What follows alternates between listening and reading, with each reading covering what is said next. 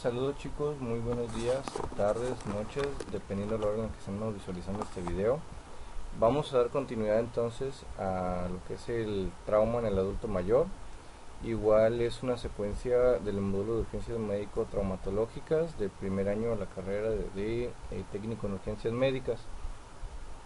En este caso vamos a adecuar un poquito lo que viene siendo, ya lo vimos en el tema anterior del paciente en pedia. Ahora viene siendo en el caso del adulto mayor. En estas situaciones hay que ser un poquito más sensibles, sobre todo por las cuestiones ideológicas que tienen las personas. Vamos a igual especificar nuestros criterios de mecanismo de lesiones un poco más específicas, el trato digno y específico que tenga de manera íntegra el adulto mayor. La población envejece de forma acelerada y la comprensión de los cambios fisiológicos asociados al envejecimiento suelen ser herramientas de importancia con las cuales nos vamos a tener que enfrentar ante ciertas demandas biomédicas y sociales en este grupo etario. El envejecimiento implica una serie de cambios morfológicos y fisiológicos en todos los tejidos y su conocimiento también nos va a permitir comprender las diferentes adaptaciones o ya decrementos en la funcionalidad fisiopatológica que se pueda presentar en el adulto mayor. Pudiera también definirse en este caso el envejecimiento como una pérdida en la capacidad del organismo para adaptarse al medio, lo que requiere especial atención sanitaria. Esta etapa comprende un amplio conjunto de procesos biológicos, psicológicos, sociales, relacionados con la vida después de la edad madura, y esto incluye aspectos positivos y negativos. Cuando hablamos del envejecimiento analizamos que esto es un proceso que se va llevando a cabo desde el nacimiento, pero que a partir de los 30 años que alcanzamos la edad madura, comienza a generarse ya un decremento en la funcionalidad. Hablamos de un envejecimiento exitoso o un envejecimiento saludable cuando la persona o el individuo lleva a cabo este decremento en la funcionalidad sin presentar patologías asociadas. El envejecimiento activo también es definido por la Organización Mundial de la Salud como un proceso en el cual a la persona se le permite realizar de manera potencial y buscando siempre el bienestar físico, psíquico y mental a lo largo de todo el ciclo vital, participando también en las actividades sociales de acuerdo a sus necesidades, deseos y capacidades, mientras que se les proporciona protección, seguridad y cuidados adecuados cuando necesitan asistencia. El envejecimiento también se pudiera definir como una disminución en la capacidad de la reserva funcional, que es la principal característica del proceso fisiológico, que va a sufrir entonces el ser humano y que se ve evidente en el momento en el que en este se manifiesta. Y para eso pues tenemos esta clasificación: la edad madura de 50 a 64 años, la edad avanzada de 65 a 79 y la ancianidad en mayores de 80. ¿Cuáles son las adecuaciones fisiopatológicas o decremento en la funcionalidad que vamos a ver? Pues es una afectación general en todos los órganos y sistemas. Vemos que hay una disminución en la masa cerebral, hay una disminución en la percepción de la profundidad, disminución de colores, respuesta pupilar, capacidad vital respiratoria, funcional renal disminuye en entre un 5 y 10% por cada 10 años de vida. La pérdida de la talla, que esto pues también se ve reflejado por la disminución de la densidad ósea que existe en las vértebras, la degeneración de las articulaciones, disminución del agua corporal, decrementa la percepción auditiva, que eso lo conocemos como presbiacusia, disminuye los sentidos del olfato y el gusto, disminuye la producción de saliva, la actividad esofágica también disminuye, el gasto cardíaco y el volumen al igual que la frecuencia, las secreciones gástricas también, el número de células corporales, la elasticidad de la piel, el adelgazamiento de la epidermis y se pierde del 15 al 30% de la grasa corporal. Obviamente todo este decremento en la funcionalidad va a afectar a nuestro paciente senil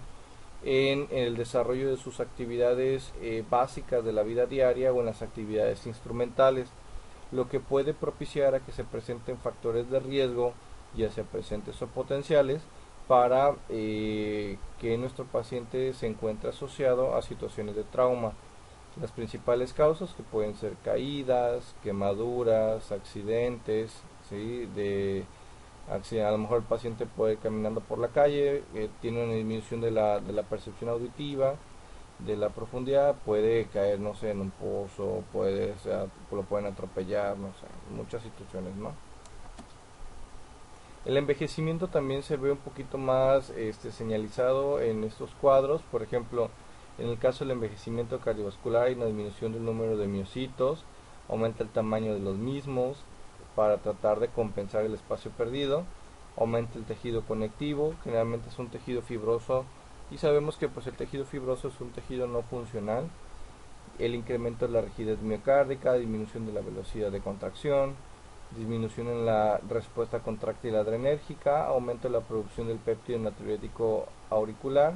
incremento del tejido de colágeno en el sistema de conducción, el acúmulo de grasa alrededor del nodo sino auricular, disminución de las células de marcapasos, entre algunas otras situaciones. En el caso del sistema respiratorio hay un incremento en la rigidez de la caja torácica, disminuye la elasticidad pulmonar, incrementa el volumen residual, la capacidad funcional también se ve decrementada, la capacidad pulmonar total, el incremento de la respuesta a difusión de gases. En el caso del sistema digestivo, pues la masticación y el flujo salival, el gusto disminuyen, los músculos faringios, esofágicos también pueden disminuir, lo que puede propiciar a que nuestro paciente presente reflujo gastroesofágico. También hay una disminución del vaciamiento gástrico, disminuye la producción del ácido, la pepsina, la gastrina y la mucosa gástrica. El tiempo de tránsito intestinal se vuelve más lento, la motilidad también, la absorción de los nutrientes también se ve afectada. En el caso del colon, la mucosa, la musculatura, el tránsito genera una disminución en la funcionalidad y puede propiciar la aparición de la enfermedad diverticular. En el caso de los órganos, pues tienden a disminuir de tamaño, de funcionalidad. Vamos a ver qué sigue. En cuanto a la anatomía, puede perder 0.5 centímetros por cada década, un volumen del 10% por cada década y peso del 20 al 30%. En cuanto a la funcionalidad renal, pues lo que les comentaba, tiende a generar una falla renal rápida e inesperada, de manera crónica, puede generar toxicidad a algunos fármacos, tendencia al desbalance hídrico electrolítico, ¿sí? También la función neuroendocrina se ve afectada por la homeostasis, absorción, producción, disminución de la secreción, respuesta alterada al estrés. En cuanto a la función neurológica, puede haber atrofia cerebral, disminución de la síntesis de neurotransmisores, disminución de los reflejos, disminución del estadio de sueño, pérdida en la funcionalidad de las áreas cognitivas, disminuye la memoria, concentración, atención, capacidad visoespacial, conceptualización, inteligencia general. Se limitan algunas actividades, principalmente las instrumentales y las funcionales o básicas de la vida diaria, y pues esto puede propiciar a las caídas, al despertar fácil, al insomnio y algunas otras patologías asociadas. La tasa de esperanza de vida es un indicador que también se trata de evaluar en ese sentido, sobre todo porque pues sabemos que actualmente nuestra pirámide demográfica tiende a invertirse, sobre todo porque nuestra esperanza en el caso de México se ha incrementado a lo largo de los años, y esto es gracias a los avances en las detecciones de enfermedades, sobre todo transmisibles, ¿sí? No transmisibles, y en el avance de los tratamientos para las enfermedades oncológicas y en las enfermedades terminales no oncológicas, lo que propicia un incremento en la calidad de vida y proporciona que la tasa de esperanza de vida pues se incremente, ¿no? En el caso de México más o menos tenemos un aproximado de 75 años, de acuerdo a los datos del INEGI. Estos pueden variar un poquito dependiendo también la referencia bibliográfica que ustedes consulten, pero en comparación como por ejemplo en otros países como en España puede alcanzar hasta el 85%, en Alemania el 83%, perdón, 85 años, 83, o sea, vamos a tener una tendencia en las últimas décadas y de una población más senil. Entonces sí es necesario tratar de enfocar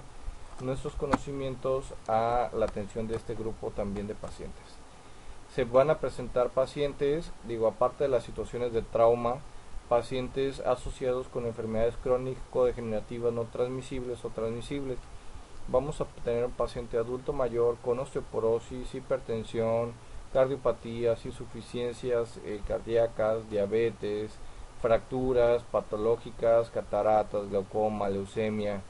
¿sí? La presencia de los síndromes geriátricos,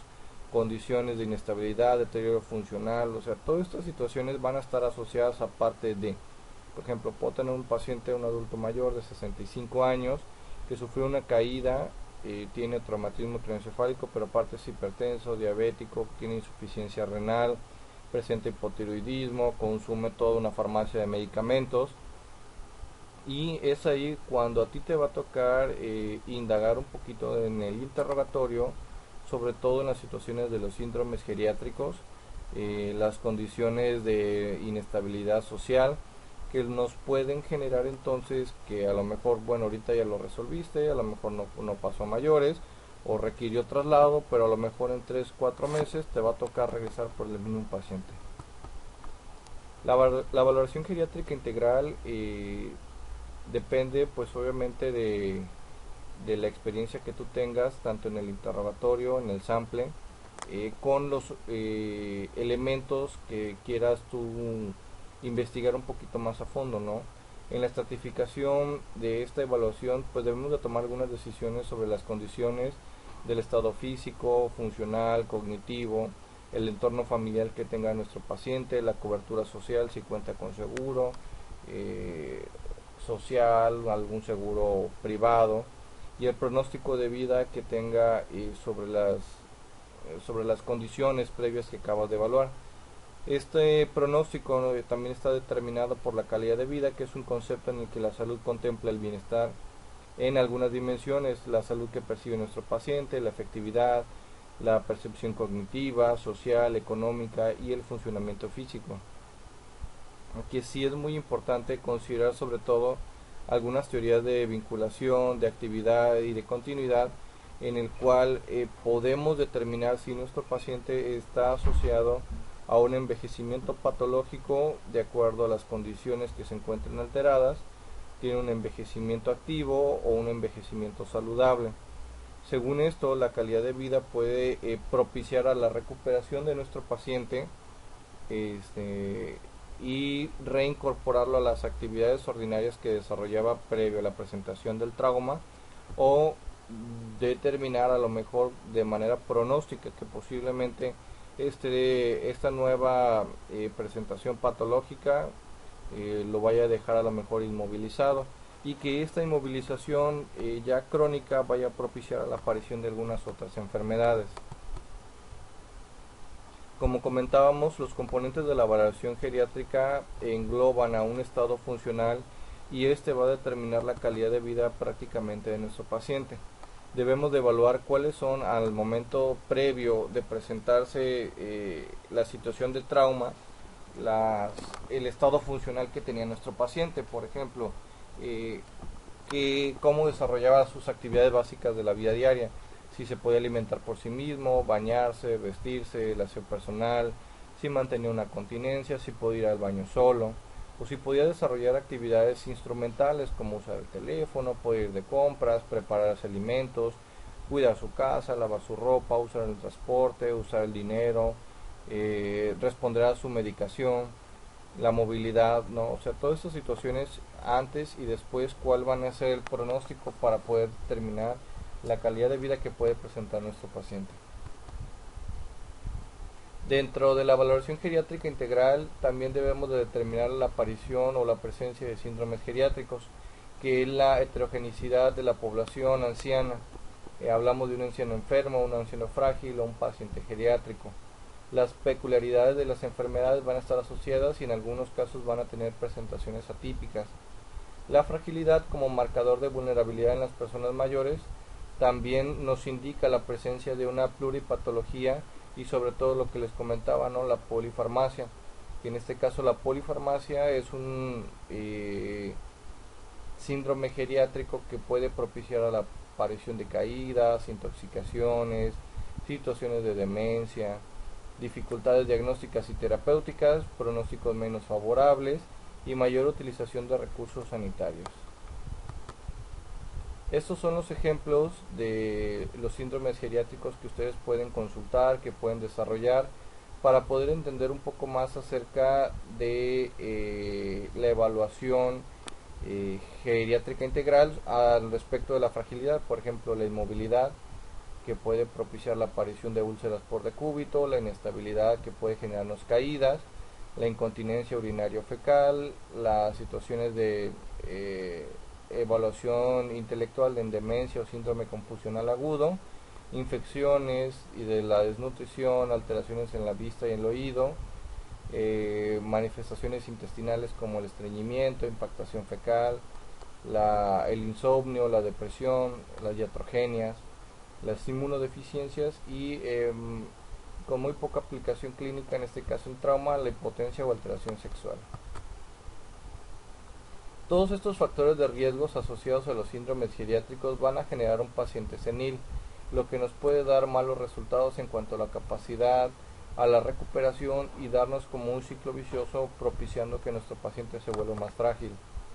La aparición de todos estos síndromes también puede propiciar al incremento en el riesgo de mortalidad hasta superior a un 38%, a una discapacidad física en un 52% a 7 años, con una proyección a 7 años. Los criterios que se deben de tomar en cuenta pues son la velocidad de la marcha, la disminución de las actividades físicas, la pérdida de peso, la debilidad y la disminución de la fuerza.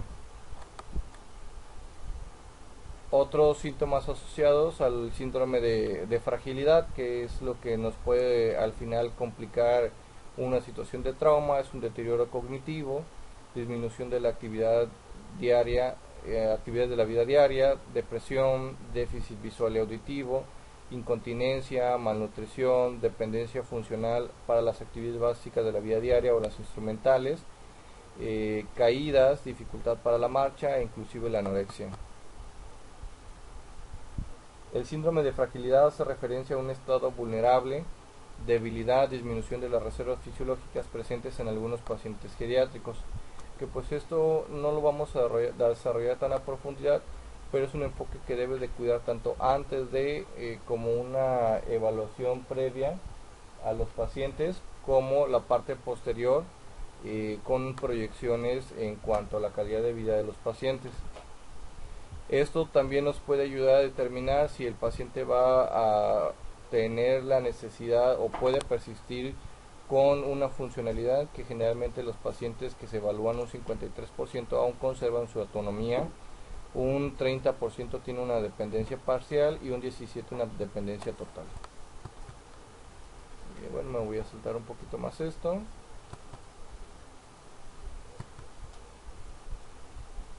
Los factores de riesgo para la aparición de trauma en el adulto mayor están asociados, como comentábamos, a la evaluación geriátrica integral. En el caso del adulto mayor, factores de riesgo asociados al trauma pueden ser el deterioro neurológico, el aislamiento social, la cohabitación con algunos agresores, porque recuerden que también los adultos mayores pueden sufrir situaciones de violencia en sus múltiples plataformas, o bueno, en sus múltiples desarrollos específicos de la violencia, ¿no? Hablamos de la física, la económica, la social, etcétera, y la falta de la aceptación. En cuanto a los factores de riesgo asociados al cuidador, eso es un elemento que también debemos de evaluar en el aspecto integral de nuestro paciente senil, ya que también el cuidador es un elemento principal, sobre todo en poder asociarse como factor de riesgo. Por ejemplo, tenemos un cuidador estresado, con carga laboral,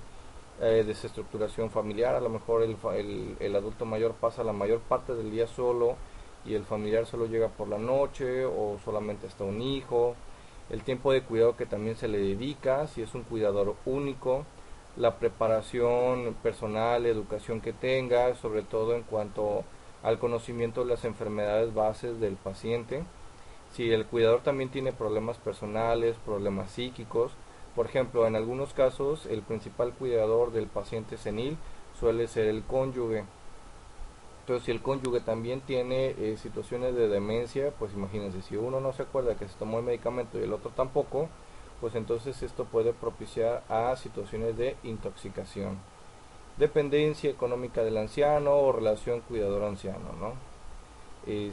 También tenemos lo que son las situaciones del entorno, la falta de respuesta a demandas, falta de soporte, espacios adecuados para la movilización o situaciones de dificultades económicas.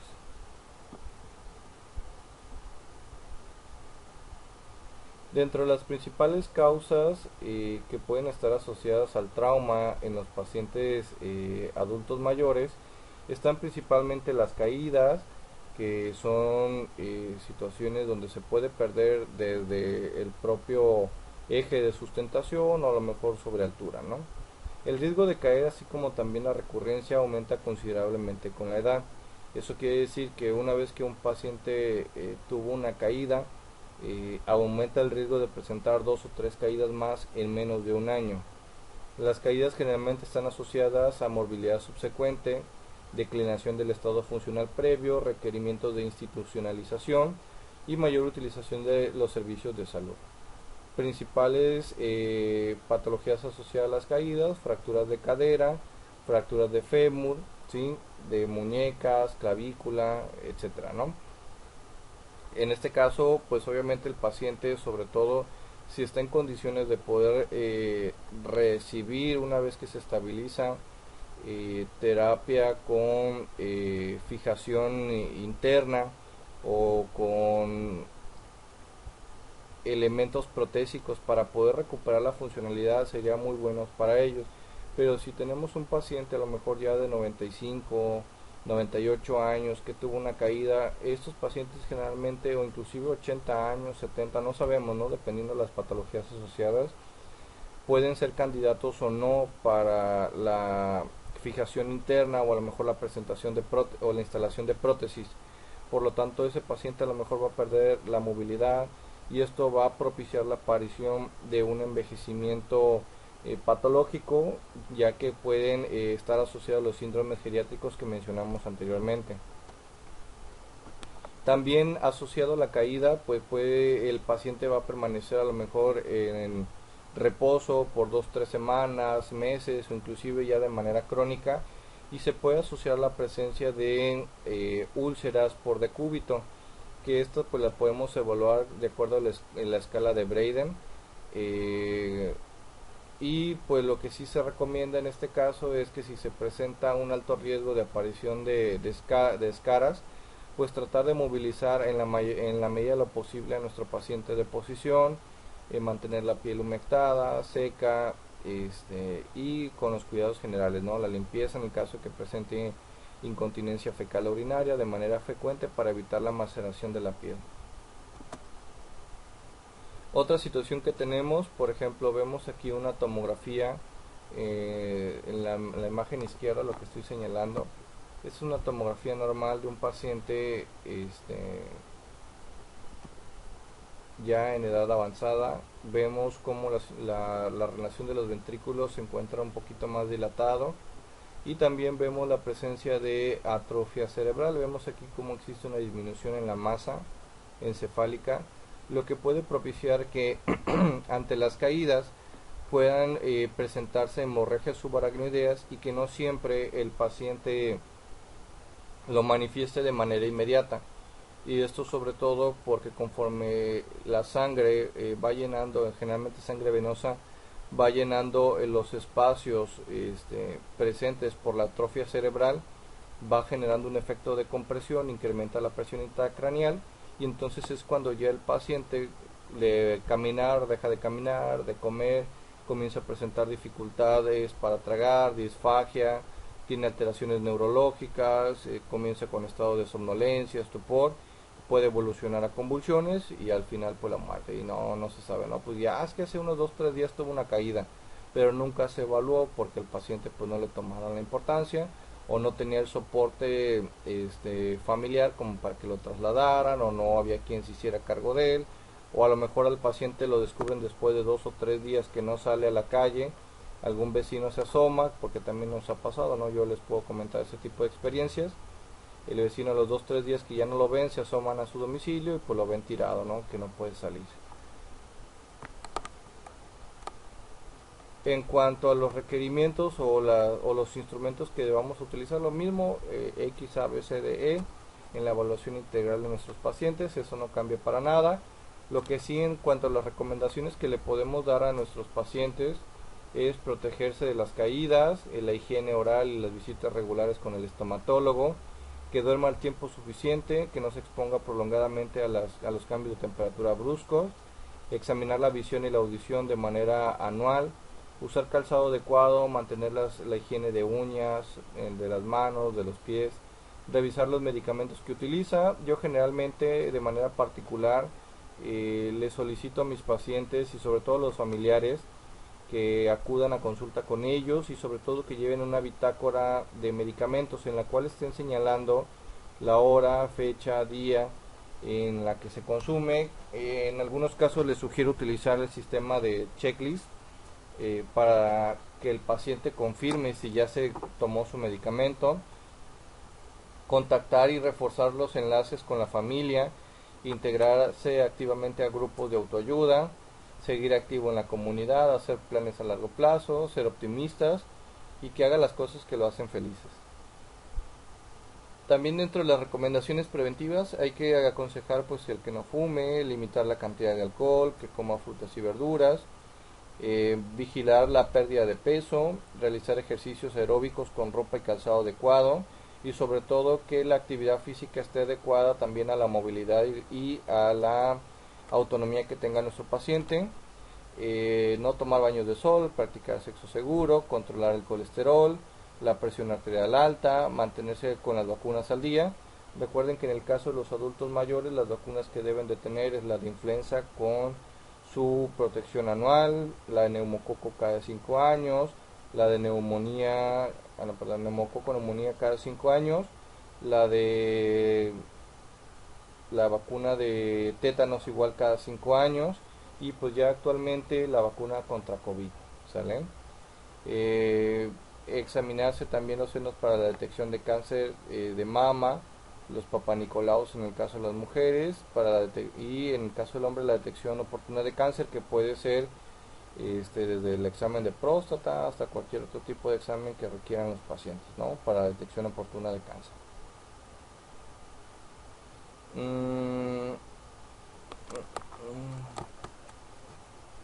Las recomendaciones también preventivas, en el caso del manejo de los síndromes geriátricos, se aconseja utilizar el mínimo de medicamentos con la mínima dosis, conocer también el aspecto de la terapéutica que utiliza, evitar iatrogenias, tener en cuenta la calidad de vida de nuestros pacientes, valorar el riesgo-beneficio en la terapéutica, no administrar más del tiempo necesario, sobre todo, por ejemplo, tenemos pacientes que tienen patologías asociadas al insomnio, donde consumen medicamentos como las benzodiazepinas, pueden tener estos de repente sobredosis o pueden estar bajo el efecto de la benzodiazepina, levantarse en la noche al baño y presentar una caída, ¿no? Entonces también el uso de las benzodiazepinas no se recomienda más de 6 meses, por lo tanto sí habría que aconsejar al paciente una revaloración en cuanto al manejo de la terapéutica para el insomnio. Adaptar también adaptarse a las condiciones socioeconómicas que tenga nuestro paciente y monitorear el cumplimiento de la medicación. Ahora, como tarea les dejo estas preguntas, se sale un poquito del contexto del tema de trauma, pero nos ayudan también a reflexionar cómo es el abordaje que tenemos hacia este grupo de pacientes, los adultos mayores. ¿Cómo creen ustedes que nosotros como sistema de salud nos encontramos actualmente con ellos? Y pues cuáles serían a lo mejor aquellas oportunidades y mejoras que pueda tener tanto el sistema de salud como inclusive en su domicilio los pacientes para el manejo de la prevención de accidentes en casa. Que tengan muy buen día.